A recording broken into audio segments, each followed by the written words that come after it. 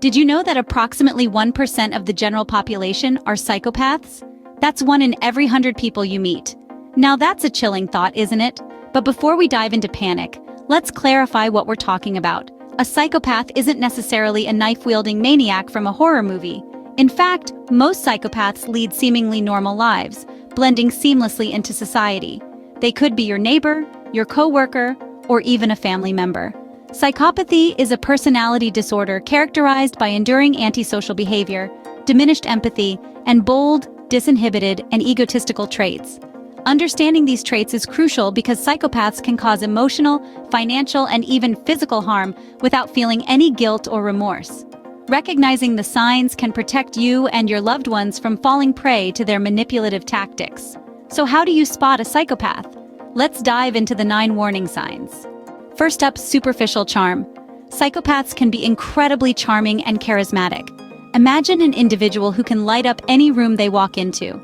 Their charisma is infectious, making them incredibly likable and drawing people towards them like moths to a flame. They're the life of the party, the person everyone wants to be around. But here's where it gets tricky.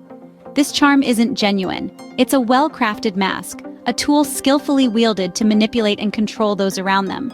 They use their charisma to win trust, to make you feel special, to draw you into their web. And once you're in, it's not easy to get out. Their charm serves as a smokescreen, a distraction from their true intentions. It's a dangerous game they play, one where they hold all the cards. But beneath that captivating charm lies a lack of empathy. The second sign is a lack of empathy. Now imagine a friend who's going through a tough time. You'd naturally feel for them, wouldn't you? But not if you're a psychopath. Psychopaths can be cold, detached, and indifferent to the feelings of others. They view emotions as a weakness and exploit it to their advantage. Consider this scenario. John, a psychopath, learns that his colleague Jane has just lost a loved one. While most would express sympathy, John sees it as an opportunity. He feigns concern not because he genuinely feels for Jane, but because it serves his purpose.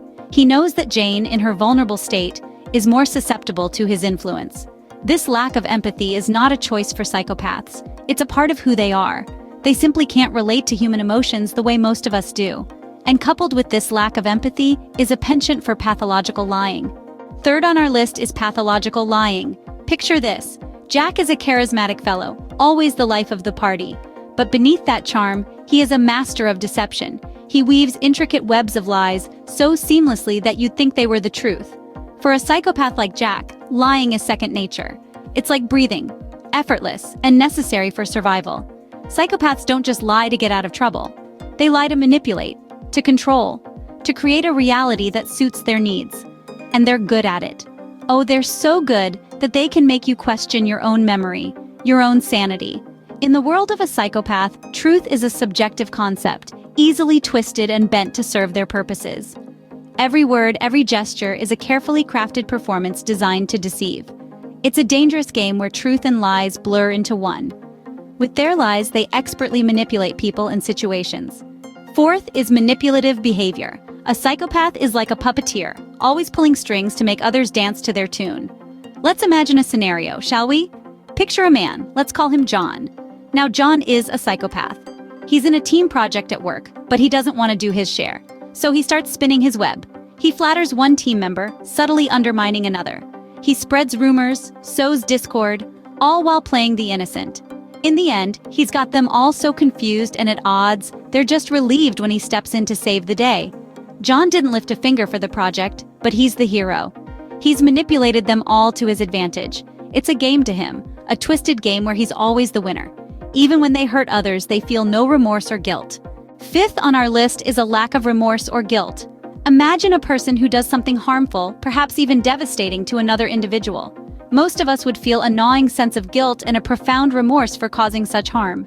It's this emotional response that often drives us to apologize, to make amends, to find a way to right our wrongs.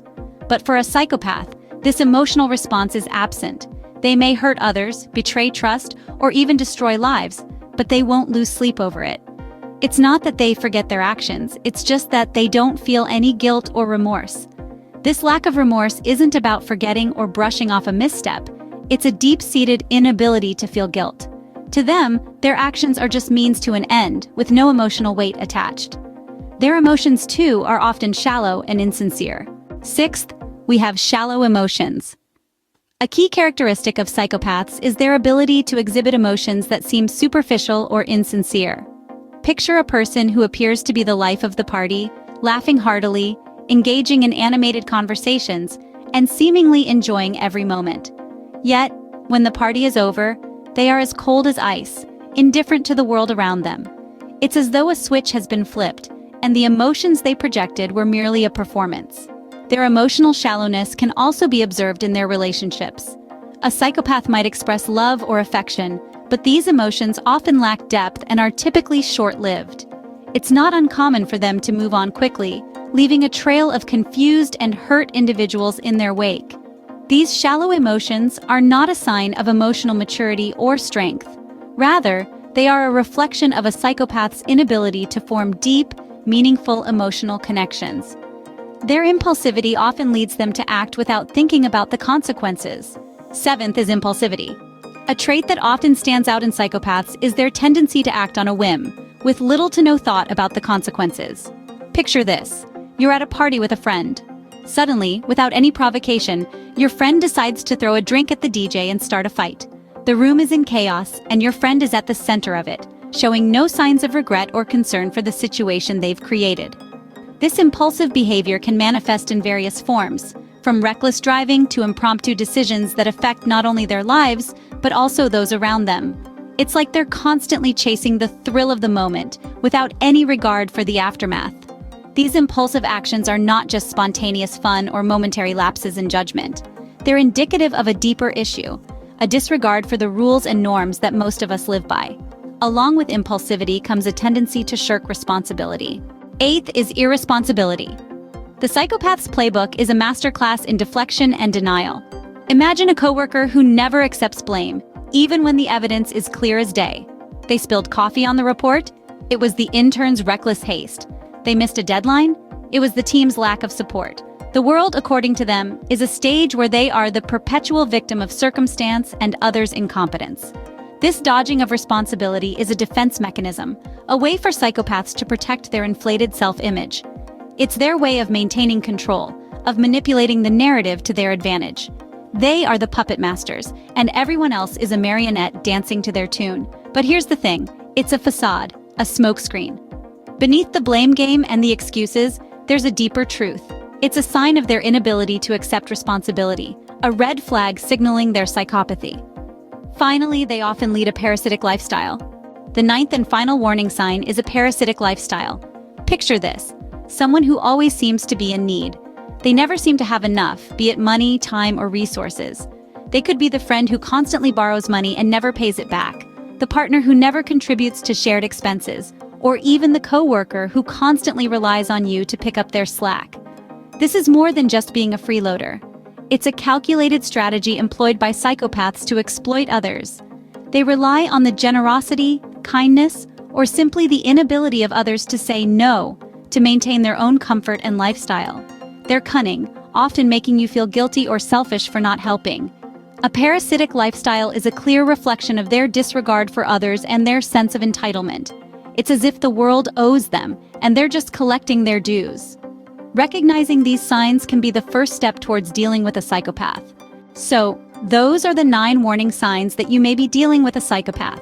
We've journeyed through the superficial charm that often masks their true intentions, and the lack of empathy that underlies their interactions.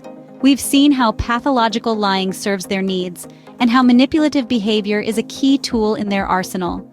We've explored their absence of remorse or guilt, their shallow emotions, their impulsivity, and their tendency to evade responsibility.